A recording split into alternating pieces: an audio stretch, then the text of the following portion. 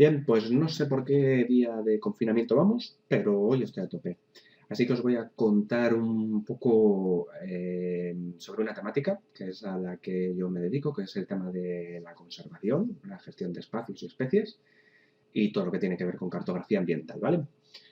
Es una temática un poco peculiar, pero muy bonita y muy agradecida y bastante curiosa, que tiene que ver, pues eso, con todo lo que está relacionado con la conservación y la biodiversidad. Entonces hay un grupo de herramientas que nos ayudan a gestionar el territorio y podemos identificar cuáles son las zonas que tienen un mayor potencial para la conservación o para la distribución de las especies. De hecho, si queréis, pues, si saco un ratillo en estos días, hacemos un review de todas esas herramientas. Pero hoy os voy a enseñar cómo funciona una de ellas que lo que nos va a permitir es trabajar la conectividad de espacios naturales o de reservas de fauna, de zonas de campeo, llamarlo como queráis, ¿vale? Entonces os explico un poco qué elementos son los que necesitamos trabajar, cómo los tenemos que trabajar y qué herramientas podemos utilizar. En este caso voy a utilizar una herramienta que se llama Linkage Mapper, que lo que nos va a ayudar es a conectar estos espacios que estáis viendo aquí, ¿vale? Estos espacios son zonas de campeo de una especie cualquiera, ¿vale? Podéis inventaros mentalmente la especie que queráis y, bueno, pues simplemente son límites de zonas donde vive una especie que podrían ser equiparables a espacios naturales protegidos o a reservas de fauna. Da igual la temática de estos espacios, lo importante es que en ellos vive una especie y que lo que necesitamos es trabajar la conectividad. Porque a lo mejor no os lo habéis planteado, pero es muy habitual trabajar con espacios naturales protegidos. Pero si os ponéis a pensar, los espacios naturales protegidos no dejan de ser parches territoriales donde vive una especie y al final lo que ocurre es que esa especie termina confinada a esos límites. Entonces, lo interesante es que la especie esté protegida por los límites de ese espacio natural, pero que tenga la posibilidad de distribuirse por el territorio y pasar de un espacio a otro sin ningún tipo de problema y así generar un flujo genético y evitar lo que es el aislamiento de la especie y su extinción. Entonces, esto que es una cosa que no se suele contemplar en muchos de los planes de conservación, pues es una herramienta que debería de darse una utilidad y tratar de identificar por el territorio cuáles son esos caminos o esas bandas que utilizan las especies para ir de un lugar a otro y así evitar cuellos de botella o barreras que impidan que las especies no puedan llegar a su destino. Entonces, como os decía, para trabajar este tipo de aspectos lo que necesitamos es cartografía de espacios naturales protegidos, de zonas de campeo, de lo que queráis. Hay muchas herramientas que lo que hacen es trabajar estos límites de estos espacios, pero luego hay otras que en lugar de trabajar los límites de los espacios se fundamentan más en conectar puntos. Es decir, por ejemplo, aquí tenemos dos espacios y lo que harían sería conectar dos puntos que nosotros tendríamos que seleccionar. Uno, por ejemplo, podría estar aquí y otro podría estar aquí. Entonces, la herramienta lo que hace es buscar el trazado óptimo para conectar estos dos espacios. Esto es una técnica que, bueno, es viable, pero tiene ciertos inconvenientes. Y es que cuando definimos esos dos puntos a conectar, tenemos que asegurarnos que son zonas permeables por donde va a poder salir y entrar la especie. Entonces es un poco absurdo plantear dos puntos si en estas zonas no existe una permeabilidad y existen barreras que impidan que la especie pueda salir para ir de un lado al otro. Entonces es muchísimo mejor trabajar con espacios y, bueno, intentar buscar las zonas más próximas entre sí y por donde podría salir la especie, ¿vale? Y otra de las cosas que necesitamos para conectar estos espacios son los mapas de aptitud o mapas de resistencia. Vale, en este caso lo que estáis viendo aquí detrás es un mapa de aptitud que está basado precisamente en valores negativos, no en valores positivos. Es decir, aquí lo que tenemos es un mapa de resistencia. Cuanto mayor es el valor, mayor es la resistencia que está ofreciendo el medio para que esa especie pueda desplazarse. Estos mapas se pueden conseguir trabajando lo que son las variables dependientes de la especie. Por ejemplo, cosas como la temperatura, la presencia de vegetación, pues exposición a laderas, pendientes, cualquier variable que pueda depender de la especie y que pueda analizarse para saber si es una zona óptima o no es óptima para esa especie, se pueden trabajar, se pueden combinar y se generan estos mapas de aptitud, ¿vale? Hay herramientas que trabajan con mapas de aptitud y hay herramientas que trabajan con mapas de resistencia. Entonces, estaros ahí un poco atentos porque en función de utilizar ese mapa de aptitud o de resistencia, que al final tiende a ser lo mismo, lo que pasa es que estamos trabajando con valores en positivo o valores en negativo, si alternamos ese mapa y utilizamos el mapa contrario al que nos está solicitando la aplicación, pues lo que vamos a hacer es tener el trazado justamente opuesto. Es decir, en lugar de ir por el camino más viable para conectar esos espacios, lo que vamos a hacer es ir por el camino menos viable. Y luego hay veces que también necesitamos trabajar datos de distancias, porque una de las cosas importantes que tiene conectar espacios es intentar optimizar el desplazamiento de las especies. Entonces, hay veces que las herramientas nos solicitan información como esta que vais a ver aquí, que no es ni más ni menos que una tabla tabulada donde se están permutando los identificadores de cada espacio y se muestra la distancia que pueda haber entre ellos. Pues ahí, en este caso, la distancia entre el espacio 1 y el 2 sería esta, entre el 1 y el 3 sería esta, entre el 1 y el 4 sería esta, y así sucesivamente. También es cierto que esta permutación de espacios se tiene que hacer con un poco de fundamento. No podemos permutar un espacio con todos. Lo que se suele hacer es permutar un espacio con los más próximos. En este caso, el espacio 3, pues se podría intentar trabajar conectividad con el espacio 5, el espacio 4 y el espacio 7. Pero sería un poco absurdo trabajar el espacio 3 intentándolo conectar con el espacio 6. Sobre todo porque para llegar al espacio 6, lo más lógico es que la especie vaya del espacio 3 al espacio 7 y del espacio 7 al espacio 6. ¿Vale?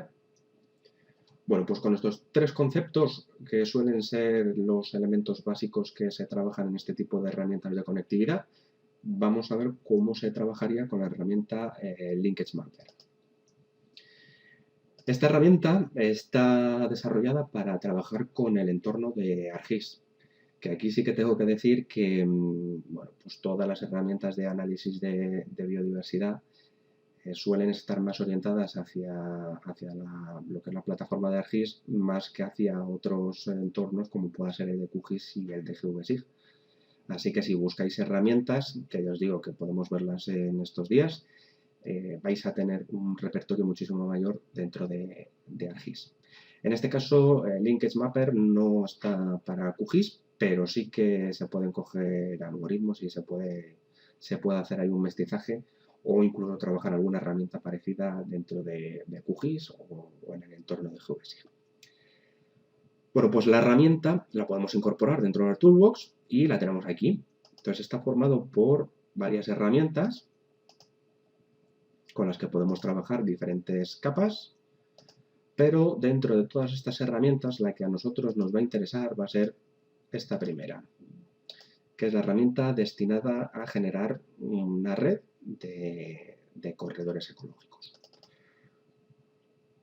Cuando la ejecutamos vamos a ver un listado de todos los parámetros que nos va a solicitar,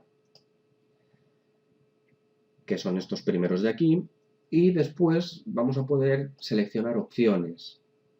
No me voy a meter en ellas, pero sí que os explico un poquito en qué consisten y el motivo de seleccionar unas u otras. Todos estos pasos van a consistir en análisis en cascada que va haciendo la herramienta. Entonces, cuando nosotros incorporamos toda la información, la herramienta lo que va a empezar a hacer es generar zonas de influencia entre esos espacios naturales, va a empezar a conectar cada uno de esos espacios, a permutarlos y a calcular unos trazados en base pues, a unos parámetros. De hecho, incluso podríamos decirle que si tenemos conocimiento de que la especie no avanza o no va más allá, por ejemplo, de 10 kilómetros, pues que todas aquellas conexiones que puedan superar esos 10 kilómetros, que las excluya. Y pues al final lo que va haciendo es esa permutación entre espacios para calcular al final una red completa y combinar los resultados en un solo archivo. Entonces todos estos pasos podemos obviar alguno para que no los calcule, pero sí que es cierto que para llegar a ciertos pasos tenemos que pasar previamente por algunos anteriores. Linkage Mapper te deja por defecto las funciones básicas, ¿vale? Si quieres llegar a construir esos corredores, hay ciertos pasos por los que tienes que pasar. Entonces vamos a dejar esos pasos predefinidos para poder conseguir nuestra red de corredores. Y vamos a empezar a meter toda la información que nos solicita. La primera es indicar un directorio donde vamos a guardar los resultados. Bueno, pues se le incluye. Os recomiendo que no utilicéis rutas largas. Estamos trabajando con archivos raster y todas estas herramientas no les gustan las rutas largas, los espacios y los caracteres poco comunes. Así que intentar ser muy cautos y utilizar rutas cortas con caracteres apropiados. Después nos va a solicitar lo que es la cartografía de las zonas protegidas o las zonas de campeo, las zonas donde se encuentran localizadas nuestras especies. Bueno, pues las seleccionamos, que en nuestro caso sería el archivo vectorial de zonas de campeo, y luego nos va a solicitar un campo estratégico para identificar a cada uno de esos espacios. Este campo es un campo ID, que en este caso es este, y que es el que habíamos visto antes en esa tabla de atributos. Tenemos un código de espacio, que es el número 1, el 2, el 3, llamarlo como queráis, pero él necesita acceder a ese campo para luego trabajar lo que son los análisis de distancia. Y por último, nos va a pedir un raster de resistencia. Esto es lo que os decía antes. Hay veces que los mapas de aptitud que existen en el territorio se cuantifican en positivo o en negativo. Aquí lo que está haciendo es cuantificarlo en negativo y voy a coger mi mapa de aptitud cuantificado en valores negativos. Y una vez que ya tenemos toda la información, podemos empezar a ir por todos estos pasos. Tenemos que prestar atención a esta parte de aquí, porque lo que va a hacer es calcular nuestros corredores en base a ciertos parámetros. Podemos utilizar parámetros de esfuerzos, parámetros de distancias, una mezcla entre esfuerzo y distancia. Si utilizamos algún parámetro que esté basado en distancias, lo que tenemos que hacer es incluir ese archivo txt o esa tabla que habíamos visto antes desde este apartado. Así que lo voy a seleccionar y ya está. Y a partir de aquí, pues bueno, si queremos trabajar alguna opción, queremos limitar las distancias de los corredores, queremos trabajar también con distancias basadas en zonas de influencia de círculos, ¿no? Que suele ser una cosa también bastante habitual dentro de los espacios naturales protegidos, pues las parametrizamos y ya está. Y una vez que ya tenemos todo, daríamos a correr la herramienta y esperaríamos a que nos generara nuestros corredores. Yo en este caso no le voy a dar a correr la herramienta porque tenemos que tener en cuenta que los resultados van a tardar más o menos dependiendo de algunos factores. ¿Qué factores son esos? Pues en primer lugar el número de espacios que estamos intentando conectar. Si tenemos pocos espacios, la permutación entre ellos va a ser menor y el análisis va a tardar menos. Si tenemos un número de espacios bastante elevados, la permutación entre conexiones de espacios va a ser más elevada y tardará más.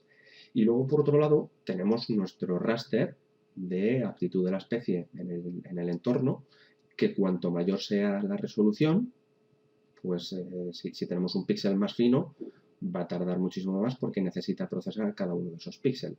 Si el píxel es más gordo, pues va a tardar un poquito menos. En este caso, pues con 7 espacios que tengo y una resolución de aproximadamente unos 30 metros de raster, este análisis ha tardado 5 horas. Entonces, ser pacientes y prudentes y dejar que la herramienta trabaje. No le doy a correr la herramienta, pero sí que os voy a enseñar los resultados, que los tengo aquí. Y son estos. Es una red de líneas. Vamos a ponerle un trazado gordito para verlo bien. Que lo que hacen es conectar cada uno de estos espacios, intentando que la especie pase por las zonas donde potencialmente exista menos esfuerzo y que haya una aptitud más favorable para ella. En este caso, esta herramienta nos ayuda a permutar varios espacios y generarnos un trazado lineal. Hay otras herramientas que en lugar de basarse en trazados lineales, se basan en trazados por bandas, es decir, polígonos. Pero también es cierto que le supone un esfuerzo mayor a la herramienta y suelen realizarlos entre 2 espacios. No lo permuta entre varios espacios, siempre hay que hacerlo uno a uno. Entonces, bueno, como hay infinidad de herramientas, pues en función de cómo queramos plantearlo, podemos utilizar una herramienta basada en líneas y una herramienta basada en bandas. El problema que tiene la herramienta basada en líneas como estas es que una especie no pasa por un trazado rectilíneo. Una especie se va desplazando, se va movilizando entre un espacio y otro a lo largo de una banda. Entonces, este tipo de representación puede ser una representación esquemática viable, pero no identifica las zonas territoriales o las bandas aproximadas por las que podría distribuirse esta especie. Entonces no pasa nada porque dentro de los resultados nos genera raster de distancia, raster de esfuerzos y podemos recurrir a uno de esos archivos, como por ejemplo este, en el que podemos simbolizar la información. Vamos a clasificar los datos. Por ejemplo, de zonas territoriales y intervalos geométricos. Le asignamos una rampa de color para que podamos verlo más claramente, por ejemplo esta.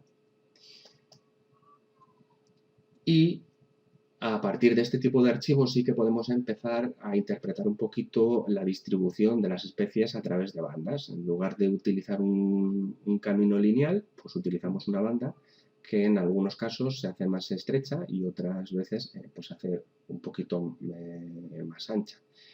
Lo bueno que tiene esto es que permite interpretar el territorio y sacar información adicional. Por ejemplo, en este caso podemos ver que el espacio 6 podría conectar con el espacio 7 de una manera alternativa por aquí. Nuestra herramienta nos ha generado este corredor porque a nivel de esfuerzo y distancia es el más apropiado, pero tendríamos una segunda alternativa que podría ser por aquí. O podríamos conectar el espacio 7 con el espacio 4 por este otro caminito. ¿Vale? Más cosas que podríamos analizar a través de este tipo de archivos, pues las zonas de cuello de botella. Esta información que estáis viendo aquí al final genera visualmente bandas donde la aptitud de la especie es mayor y por lo tanto las zonas más anchas pues nos van a identificar zonas donde la especie se va a poder mover mejor y a lo largo de ese trazado va a tener una amplitud muchísimo mayor para distribuirse mientras se va desplazando entre espacios. Pero cuando estas bandas se ven estrechadas, lo que está ocurriendo es que hay un cuello de botella. Son zonas que deberíamos de proteger o tener especial cuidado porque lo que está ocurriendo es que hay condiciones ambientales que son bastante adversas para la especie y tiene una anchura de desplazamiento muy acotada, es decir, ese corredor es muy angosto para ella y por lo tanto tenemos que aplicar algún tipo de medida para evitar que esa especie no llegue hasta ese punto y se quede bloqueada. ¿Sitios donde podría estar ocurriendo esto? Pues por ejemplo, en este corredor alternativo entre el espacio 7 y el espacio 3, por aquí viene nuestra especie y podemos ver que aquí, por ejemplo, se ha estrechado mientras que aquí se ensancha. Bueno, pues este podría ser uno de los múltiples sitios en los que pueda haber un famoso cuello de botella. Aquí, por ejemplo, tenemos zonas bastante anchas, con lo cual no habría ningún problema, pero luego tenemos otros espacios, otros sitios, por ejemplo aquí, podría ser un cuello de botella cuando la especie quisiese pasar por aquí. Esta zona es bastante ancha, esta zona también es bastante ancha, pero aquí esa aptitud territorial se ve acotada y hace que nuestro camino se estreche. Y nada, pues esto es lo que podéis utilizar para tratar de conectar especies, que además le hace bastante falta a todas ellas, porque con todo el tema de urbanismo y todos los impactos territoriales que estamos haciendo, al final terminamos fragmentando el territorio y las especies terminan quedando aisladas. Os dejo junto al vídeo el enlace de la herramienta por si queréis trabajar con ella y ala, a disfrutarlo.